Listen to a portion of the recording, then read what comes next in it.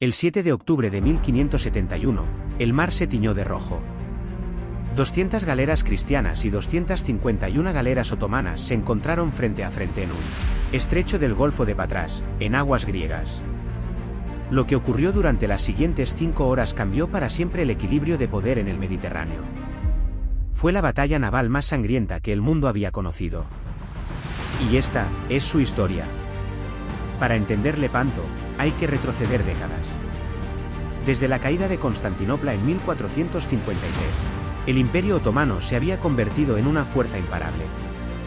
Bajo el reinado de Solimán el Magnífico, sus fronteras se habían extendido desde las puertas de Viena hasta las costas del norte de África. El Mediterráneo, ese mar que los romanos habían llamado Mare Nostrum, se había convertido en un lago otomano. Sus flotas atacaban las costas de Italia, saqueaban aldeas, esclavizaban a miles de personas y estrangulaban las rutas comerciales que alimentaban a Europa. Venecia, la reina del Adriático, veía cómo sus posesiones en el Mediterráneo oriental caían una tras otra. En 1570, la isla de Chipre, joya veneciana, fue invadida por un ejército otomano de 100.000 hombres. La ciudad de Nicosia cayó en septiembre, y 20.000 de sus habitantes fueron masacrados. Pero lo peor estaba por venir. Famagusta, la última fortaleza veneciana en Chipre, resistió durante casi un año. Cuando finalmente se rindió en agosto de 1571, su comandante, Marco Antonio Bragadin, fue torturado públicamente. Le cortaron las orejas y la nariz. Después, fue desollado vivo. Su piel rellena de paja fue exhibida como trofeo en la proa de una galera otomana. La noticia recorrió Europa como un trueno. Algo tenía que cambiar. En Roma, el Papa Pío V llevaba meses trabajando en lo que parecía una empresa imposible: unir a las potencias cristianas del Mediterráneo en una sola alianza militar. España y Venecia, las dos grandes potencias navales, se detestaban mutuamente. Sus intereses comerciales y políticos chocaban en cada puerto del Mediterráneo. Génova desconfiaba de ambas. Los caballeros de Malta tenían sus propias prioridades. Y sin embargo, el Papa lo consiguió. En mayo de 1571 nació la Liga Santa, una coalición que reunía las flotas de España, Venecia, Génova, los estados pontificios, la Orden de Malta, el Ducado de Saboya y otros estados italianos. Al mando de esta armada colosal fue nombrado un joven de apenas 24 años, don Juan de Austria, hijo ilegítimo del emperador Carlos V y hermanastro del rey Felipe II de España. Era apuesto, carismático y ambicioso. Muchos dudaban de él. Pronto dejarían de hacerlo. Don Juan reunió su flota en Mesina, Sicilia, durante el verano de 1571. 206 galeras, 6 enormes galeazas venecianas y decenas de embarcaciones menores. A bordo viajaban cerca de 80.000 hombres entre remeros, marineros y soldados. Entre ellos, un joven soldado español de 24 años llamado Miguel de Cervantes Saavedra, enfermo de fiebre, que se negó a quedarse bajo cubierta. Nadie sabía entonces que aquel soldado febril escribiría un día la obra cumbre de la literatura en lengua española. El 27 de septiembre, la flota de la Liga Santa zarpó de Corfú rumbo al este, buscando al enemigo. Al otro lado del Golfo de Patras, Ali Pachá, el almirante otomano, comandaba una flota de 251 galeras y decenas de galiotas. A bordo, unos 30.000 soldados y entre 50 y 60.000 remeros, muchos de ellos esclavos cristianos encadenados a sus bancos. Ali Pachá era un comandante experimentado y confiaba en la superioridad numérica de su flota. Además, los otomanos no habían perdido una gran batalla naval en generaciones. La historia, creían, estaba de su lado. El amanecer del 7 de octubre de 1571 fue brumoso. Las dos flotas se avistaron en la boca del Golfo de Lepanto, cerca de las Islas Equínadas. Don Juan de Austria hizo algo que ningún comandante esperaba. Subió a una fragata ligera y recorrió toda la línea de batalla, galera por galera, gritando palabras de aliento a sus hombres. Les mostró el crucifijo. Les prometió la gloria. Y les recordó lo que les esperaba si perdían, la esclavitud o la muerte. La flota cristiana se desplegó en una formación de 3 grandes escuadras. El ala izquierda, comandada por el veneciano Agostino Barbarigo, se pegó a la costa norte. El centro, bajo el mando directo de Don Juan a bordo de la galera real, formaba el núcleo de la línea. El ala derecha, comandada por el genovés Giovanni Andrea Doria, se extendía hacia el sur.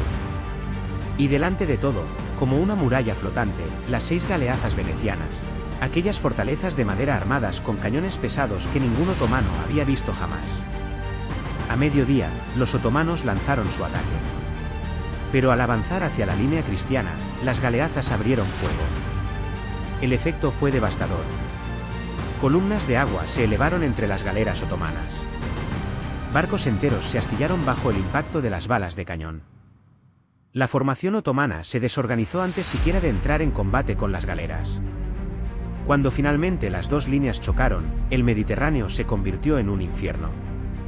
Las galeras se embestían unas a otras, los espolones de bronce destrozaban los cascos de madera. Miles de soldados saltaban de un barco a otro en combates cuerpo a cuerpo feroces. Las cubiertas se volvieron resbaladizas de sangre. El humo de los arcabuces y los cañones oscureció el sol. En el ala izquierda, Barbarigo fue alcanzado por una flecha en el ojo y murió horas después, pero sus hombres contuvieron a los otomanos. En el centro, la galera real de Don Juan de Austria se lanzó directamente contra la sultana de Alí Pacha. Las 2 naves insignias quedaron trabadas la una contra la otra. Centenares de soldados españoles y genízaros combatieron sobre las cubiertas en una lucha brutal. 3 veces los otomanos rechazaron a los españoles. 3 veces Don Juan reorganizó a sus hombres y volvió a atacar. Fue en la 4ª embestida cuando todo cambió. Los soldados de la Liga Santa irrumpieron finalmente en la sultana. Alí Pacha, herido por un disparo de arcabuz, fue capturado y decapitado. Su cabeza fue clavada en una pica y exhibida en lo alto de la galera real. Cuando los otomanos la vieron, el pánico se extendió como un incendio. Mientras tanto, en el ala derecha, Doria maniobraba en un complejo duelo con Ulu Jalí, el corsario berberisco que comandaba el flanco sur otomano. Ulu Jalí era un genio táctico y logró capturar la galera capitana de los caballeros de Malta. Pero cuando vio que el centro otomano se había derrumbado, comprendió que la batalla estaba perdida. Reunió a las 30 galeras que le quedaban y se retiró. Fue el único comandante otomano que escapó de Lepanto.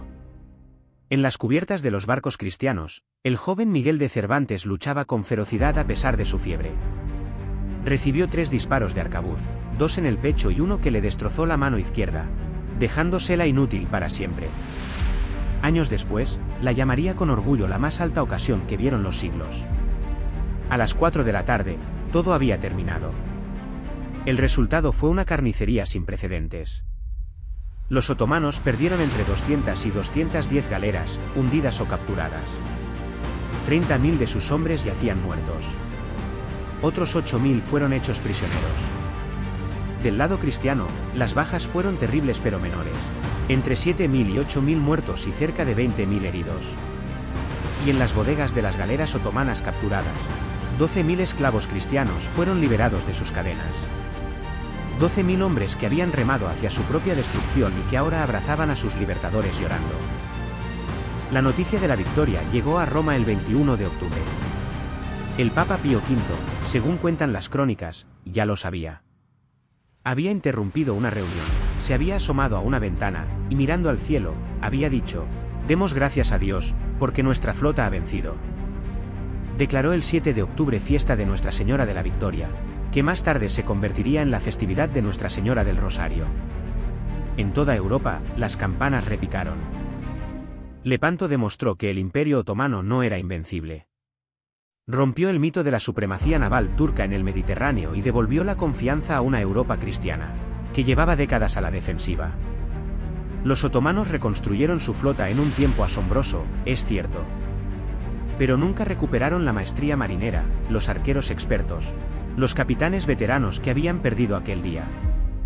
El Mediterráneo occidental quedó fuera de su alcance para siempre. Lepanto no fue solo una batalla. Fue el momento en que el Mediterráneo dejó de contener la respiración. Fue el día en que 200 barcos ardieron bajo el mismo sol, en que 40.000 hombres murieron en 5 horas, en que un joven príncipe probó su valor y un soldado desconocido perdió una mano pero ganó la eternidad. En las aguas del Golfo de Patras, donde hoy los pescadores griegos lanzan sus redes en silencio, El fondo del mar todavía guarda los restos de aquel 7 de octubre. Maderas podridas, cañones oxidados, huesos olvidados. El eco de la mayor batalla naval que el mundo había conocido.